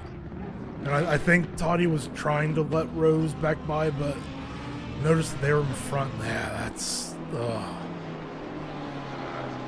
Whitescarver, yellow flag for Whitescarver. Oh my goodness. We're gonna have to get the context on this one. We're not letting that one go. That's a huge loss of the position. I think this might have been a personal error here for Austin Whitescarver, who was in what looked to be pretty much a shooting podium deep at T8, deep, and also a little bit of the green stuff, and barely avoids Jess Osborne, who moves up onto the podium positions. Rose has got another yellow flag. They're off the circuit in the background. It is havoc here in the closing moments. Man, that's so unfortunate. Rose took a little bit too much curb. Yeah. Beginning of sector 2. That doesn't mean something fierce. They lose a lot of positions to that. Disaster strikes in the fullest of moments. And now quite a bit of clearance for every racer on the tarmac right about now. Lorenzo, the closest up to Whitescarver in front. Jess Osborne in third. But it looks like you may be looking at a fairly set in stone rostrum here at Valencia. Again, ups and downs for pretty much every racer on the grid. I don't know though. Let's start talking about end of race here, Adam. I mean, I couldn't even begin to think about who my driver of the day is because there have been so many strange and unfortunate stories going on throughout the pattern. I think it's hard to go against Gino. He's picked up 3 positions. Once he got in the lead, he just ran away from everyone else. But for me, it might be Christian Lorenzo up 6 positions into P5. I mean, Jess Osborne up 3 positions and looking at a podium finish. We got a yellow flag for Stefani. Looked like turn 1. Yeah, just too much speed through there. Yeah, I mean, but then if you go down a little bit further, you have Cockcroft up 4 positions, Felker up 6, Johnson up 7, Sullivan up 7, Flo up 5. I mean, a lot of big movers. Whitescarver with a good recovery after losing out as Suzuka. Osborne and Boonstra, I think, with a solid result here. We talked about the team standings, and they're certainly making a case as to why they might be competing for that number 1 spot. KB Smith driving alone for their team in 6th position right now. They're going to be happy with that one. But there has been a heck of a lot of movement based on what we saw in the quality. Whitescarver a little wide again. Oh my, this is going to be a development here in this is the final lap if I'm not mistaken. Whitescarver's just got to keep it together at this point. I mean, you don't want to lose out a position if you're in the top 5. Not this late in the race. We'll see. No, yeah, this should be the last lap of the race with 13 seconds left and Gino just now entering the 3rd sector. like it's gonna be the story. Oh, White's cover White again! Will he be able to keep it though? Yeah, Lorenzo's got to back out of that one. No, goes for it! And they both make it through. Great driving. But it's not over yet. Lorenzo, certainly no way they're going to make it now. Trying to go up the outside. Maybe has a good run, though. It's not quite look like it. No. That BMW has been strong in the straight lines. If there's one thing that Austin White's car has been doing consistently, it is winning out on the straight, and they will come home in P4. Gino whoa! taking another dub. Boonstra got a drive-through there. I don't know if What? that was for... That must have been for track limits. And yeah, and that turns into a 30-second penalty. See if I can get on the replay. No. I think it Was it at T14? Ran it out. No, was it had to have been before T14? that. Did we miss that drive-through? No. Let us know in the chat. Maxwell, P8, Cockcroft. Yeah, no. Boonstra. That would be just horrendous. Oh, man. What a race. Absolute insanity.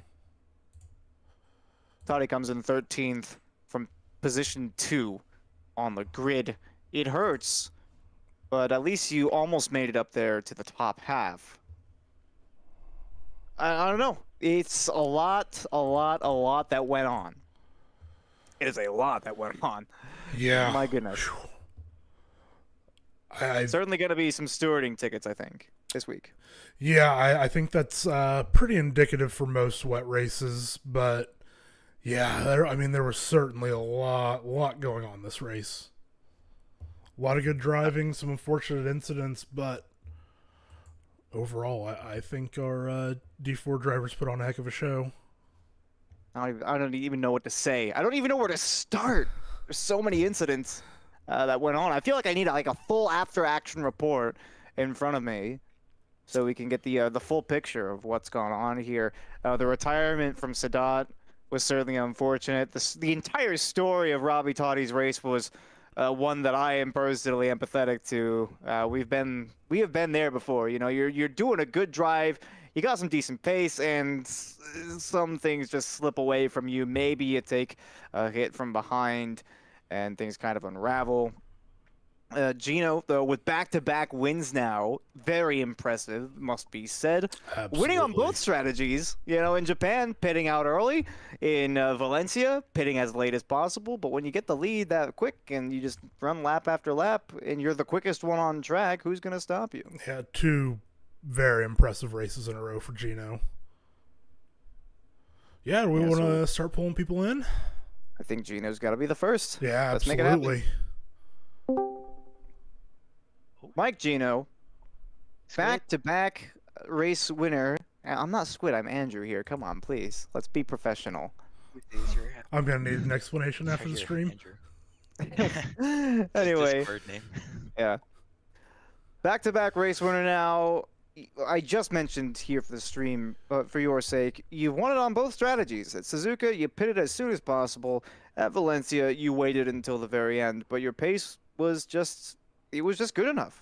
I mean, what is going through your head as you're just setting down the quickest laps, lap after lap? Yeah, this one felt good, being in the front this time. Actually knowing, like, that I was in the lead. Austin did scare me a little bit, because I knew he made a mistake, I think the first or second lap, and I got by him. So I knew he was quick, and then I saw he snagged fastest lap, and he was leader on the pit cars. So a little nervous, but then coming out of the pit, I saw it was clear by a little bit. So, but yeah, it was definitely a little different than last week, but still a good result regardless. Yeah, I have to say, after you got out in front, I mean, you built a very impressive gap very quickly, and I mean, hats off to you. You drove an incredible race. I got very lucky though with lap traffic. Mm-hmm. They seemed to part ways for me at the right time, and and Scott behind me, I felt like I was paying off the lap cars. He was coming up on them at the worst time. So like a 1.5 second gap became a 5 second gap in a matter of like a lap. Mm-hmm.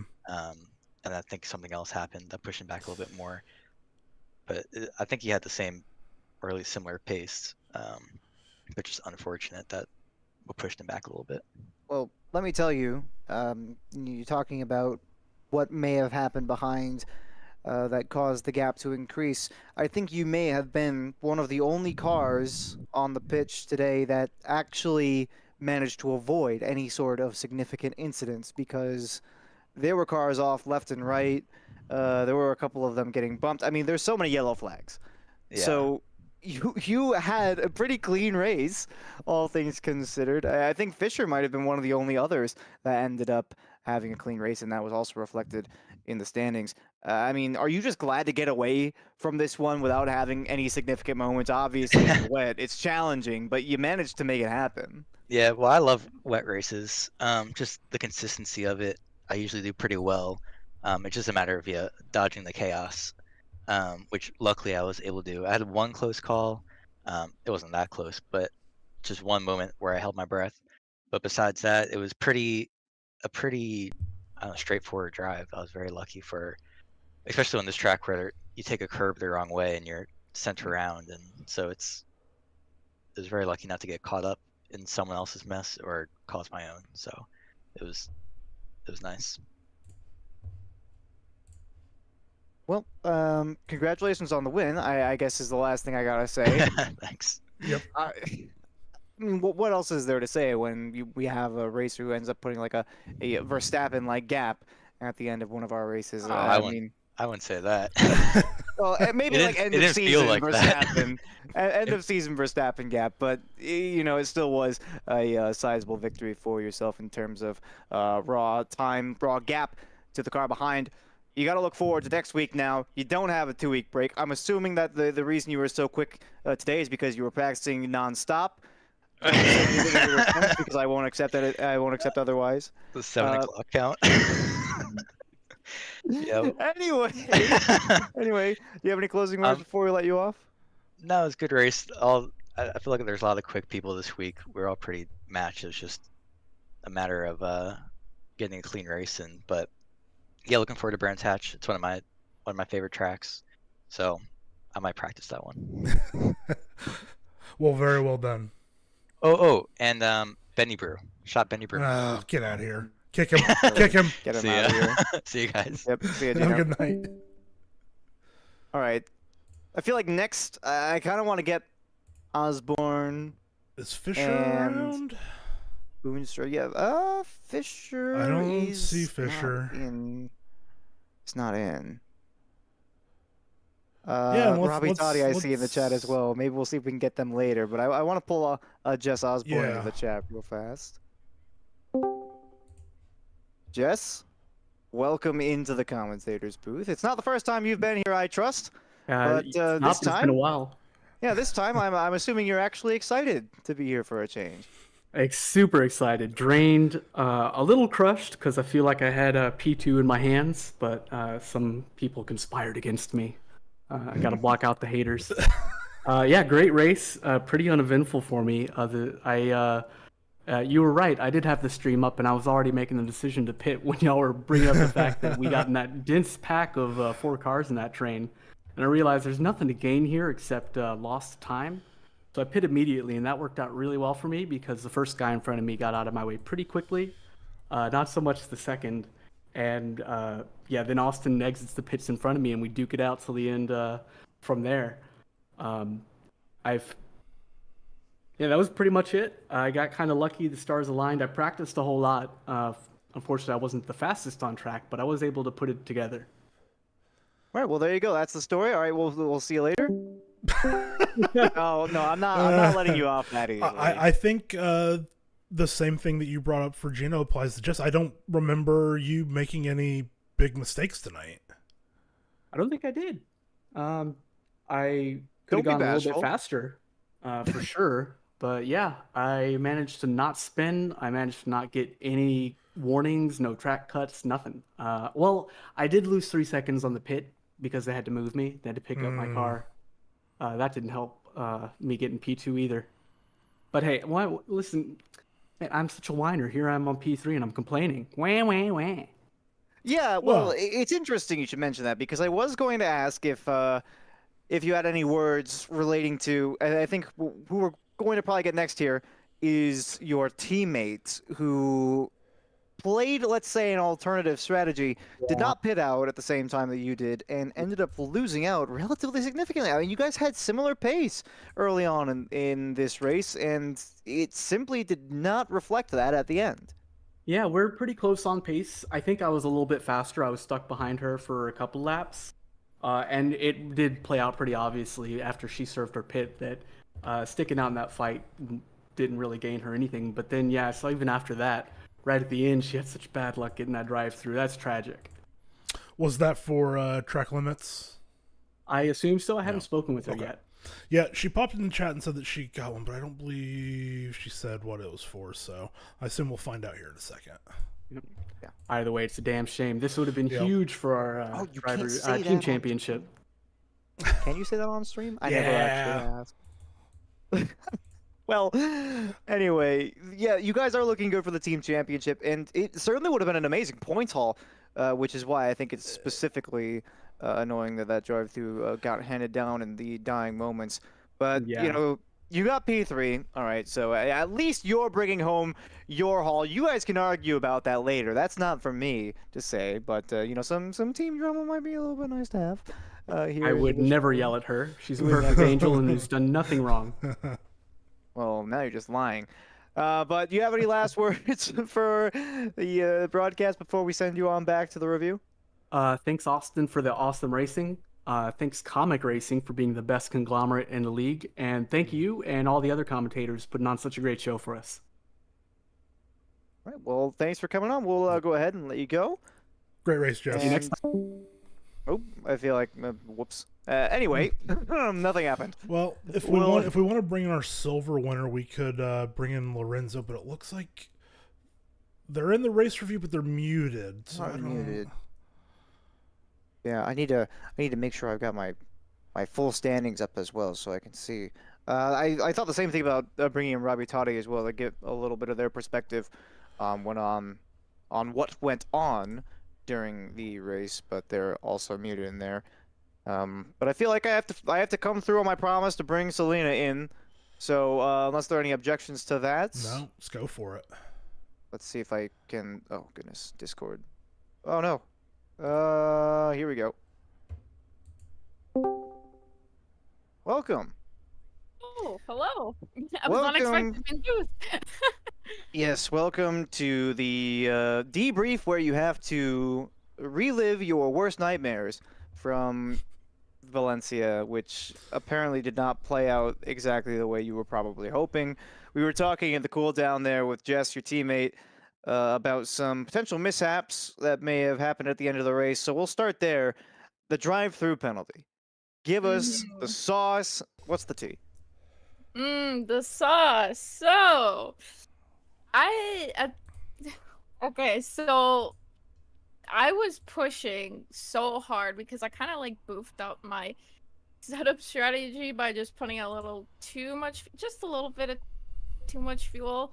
So I was pushing and pushing, and then for whatever reason, like I'm just like losing traction on the curbs all of a sudden. I've been doing decent the whole race, but then all of a sudden, like the final few laps, I don't remember what sector it was, but that one part in sector 1, my second track limit warning, and then on the final lap I got, unfortunately, at that weird S's type turn, like before the penultimate or before the final corner drive through. Oh, unfortunately, man. I was like, no, that's 2 positions lost. Yeah, we saw that pop up right at the end, and that's just brutal. Yeah, it was very brutal. Yes, that is how they say sucky. Yep, it was sucky. Only the most professional lingo here. But I mean, other than that, you had a fairly solid race, especially at the start. It looked like you and your teammate were on pace to have an incredibly solid finish. And I kind of want to get your thoughts on the pit strategy because when Osborne decided to leave the racing surface to fulfill that mandatory pit stop, you chose to stay out, and in the end, it seemed like it may have cost you some positions. Do you think that was necessarily because of your choice, or do you think maybe there were some other factors at play there? So after that, I was like, after I saw him pit, I'm like, should I go in too, like a lap after or not? But I just chose to stay out because I'm like, okay, I'm gonna try to hustle all this as much as I can and keep being at the front. But as I said earlier with like the whole like pit thing, because I'm trying to look at the time how much I have left during the race to like calculate how much fuel I need, but unfortunately that took a little bit of a turn with like overfueling a little bit. But if I pitted around the same time he did, I probably would have like made it with the fuel, but I'm just trying to calculate in my head like if I'm gonna make it or if I have to save fuel at the end. But I kind of took a bit of a risk staying out, but yeah, it kind of did hurt a little bit. But for next race, I'm thinking of just doing a big undercut a little bit early on. Don't say that on stream. You're letting Your rivals will hear you. They'll take a look back. Come on.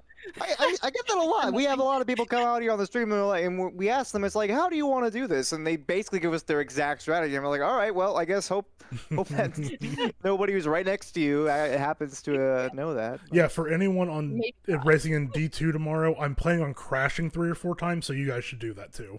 There you go. That is the strategy.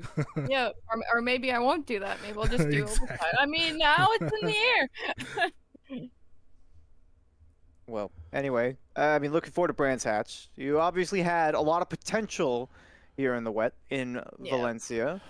Maybe it didn't pan out exactly how you wanted, but even with that 2-place finishing penalty, I believe that puts you down in 10th for this one. I didn't quite get it. ACC Race Control takes drivers off when they leave. 10th. Yep. Which is it's pretty annoying because I don't have the finishing grid that I can keep in front of me.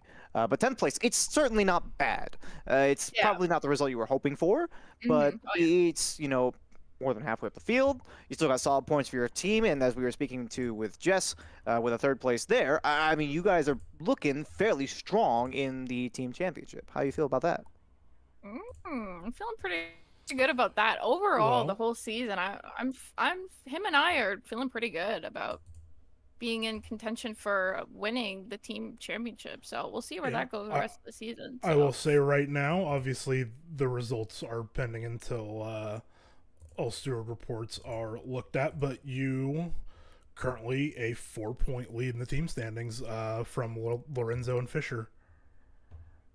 Wow, really? Yeah, and then the Obda Menards team is another 24 points behind, and then the Red Eye, no fault, I believe that's Austin's team, is 32, so it's very close between the top 4 teams. This is gonna be a great season, that's for sure. The rest of the season, it's gonna be spicy. I don't like the way you.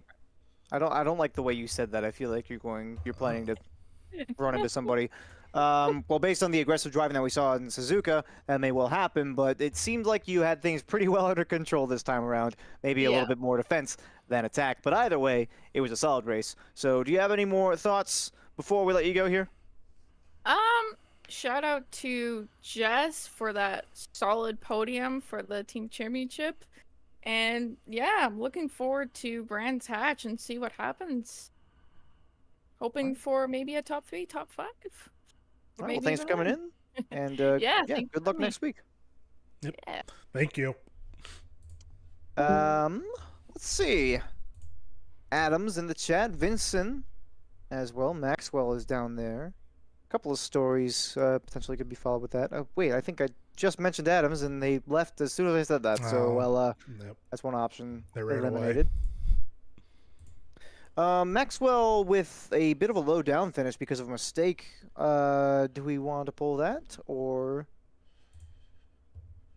what are your thoughts? It's up to you. Well, do you have the updated driver standings by any Yeah, chance? give me just a second. And again, Let's take a these look. are pending. So right now, some more movement at the top. Mike Gino in P1, Curtis Adams P2, KB Smith P3, Austin White's Carver P4, and Scott Fisher P5, and then Osborne and Boonstra right behind those. And then Eduardo Rodriguez, who of course couldn't be with us tonight, drops down to P8. Christian Lorenzo, excuse me, in P9, and then Noel Maxwell in P10. Yeah, let's see. So yeah, another race where we had quite a bit of movement. Yeah, I think I want to get some from Maxwell here as the last interview for the night. For one particular reason that will be made clear soon, so let's go ahead and pull him in. Go for it. And welcome to the commentary booth, my good friend Maxwell. It was, I won't necessarily say an event-filled race for you, but it did have one specific event that may have changed the shape of it for you. What are your thoughts about the overall 60 minutes on the tarmac? Well, for starters, I was feeling really confident. I knew my pace was pretty good, and I was lucky enough to move up a few places in the first couple of laps, but I think I just touched the actually the white line on the last corner, took a spin. But after that, it was a pretty lonely race. From what I recall, I spent the majority of my time fighting with a Lamborghini that ended up in a spin for myself. Looking back at it now, we just watched it. It seems a bit more 50-50 than I initially thought, but yeah, I mean, overall, I was kind of upset to be a bit back, but I think I ended up 8th from starting 5th, so that's not bad considering the 2 spins. No, absolutely. I mean, looking at the total points standings, though, we saw you in Japan taking a 3rd place finish, if I am reading this correctly, and it looked like you were on a general upward trend. You know, Olden Park didn't quite go your way, but you still scored some solid points, and then, of course, at Japan, you know, on the podium, and it looked like you would have been on pace for at least a podium spot, if not fighting for the podium at the very least. Here, I mean, save for that one mistake, as you know, of your own minutes, you got a little bit too wide. It happens. Mistakes are made, but you still brought home a solid haul of points, and you looked like you were, you know, on a general upward trend. I mean, what does this do for your confidence moving forward? You know, you're 10th in the driver's standings right now with a little shy of a 100-point deficit to P1, but it looks like you have solid qualifying and solid race pace overall. Are you feeling confident moving forward for the remainder of the season?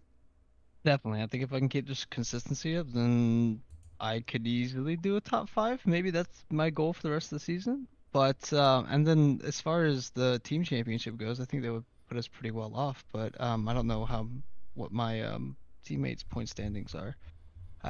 But yeah, I mean, overall, I think that if I keep the consistency up, it's really good. I think changing my mindset from being a bit more relaxed has helped. But yeah, hopefully it bodes well. Yeah, I think you had a really nice recovery after the spin. And assuming that what we're seeing is correct, you actually ended up in P7. So. Oh, okay, cool. So Selena's drive-through, I got her at the end? So yeah, that turns into a 30-second penalty if you don't serve it in the race. So she dropped down to 10th. Okay, yeah, because I knew it was a big gap in front of me and behind me. However, on the last lap, whenever she was serving her drive-through, I was hoping that I'd catch up. On the final standings, I saw that I had finished just a second behind her. Nice. Okay, yeah, cool. Yeah, so it must have updated. Yeah, so it's looking like you. Yep. So yeah, you did get her after the penalty. It looks like. So yeah, P7. So yeah. Lovely. Nice little cherry on top. Hey, 2 spins and only down 2 places. I'm not complaining. No, I would definitely be proud of your recovery. You drove very well after that. Appreciated. Well, of course, as you may or may not have been aware, there were plenty of incidents going around as well. So whether or not you spun. I think there was a little bit that played into your favor. Definitely. I think, yeah, the big one that we were talking about, Robbie Totti qualified in second and finished in 13th, due to some, how you would say, unfortunate circumstances. So you might have got a little bit back there, but it was still a very quality drive for the remainder of the race for you. So, yeah, I think that's all I've really got. Adam, unless you've got anything else to say? No, I don't have anything else. Oh, I appreciate the kind words, guys. Appreciate you. Yeah, we look forward to seeing you next week. All right, likewise. Woo, and here we go. Oh, Robbie Totti down there, unmuted in the chat. I was planning on that being the last one, but now I'm not so sure. Should we Yeah, get yank him up real quick. Let's get him in. Yep, the big story. The Discord noise. Oh, he just left immediately. Okay, all right. Okay, he doesn't. Okay, he doesn't want to. I'm curious now. I'm curious as to why they immediately moved back. Perhaps Maybe, they just maybe didn't realize we're Maybe they don't want to. Maybe they didn't realize. Well, I suppose that's that. Perhaps they just weren't interested in being on stream. But I guess our questions will have to go unanswered, at least temporarily. That was a bit silly. I think that's a good way to sum up that race. Actually, that was a bit silly. I think that's how most wet races go. You could just almost put yakety sax behind the race and just put it on like times 16 speed, and I think we'd all have a good laugh. Yeah. Well, we had a little bit of everything today. Driver error, some a blown engine contacts. Yeah, exactly. The blown engine, which I really thought that was some sort of mechanical failure of the real variety, but no, it was that Lamborghini going up in flames on the side of the road. So, what an interesting day here for the Sim Racing Alliance. I mean, I'm ready to close it out, Adam. I don't even know what to say anymore. No, just another great race from the drivers in D4 tonight, and hats off to them all. Well, had a little bit of everything, made it interesting. That is going to be it for us here tonight. Of course, Sim Racing Alliance will be back tomorrow for the divisions that did not race today on all of the social channels, which I'm sure you can find in the Discord. And then we, personally, are going to be back here on the stream. Well, you and I are going to be on stream racing tomorrow, Adam. But we personally will be back in the commentary booth next week. Same time, same place, for round 5 at Brands Hatch. But until then, we're going to go ahead and take our leave. So thank you so much for joining us here, and we'll see you next time. See ya.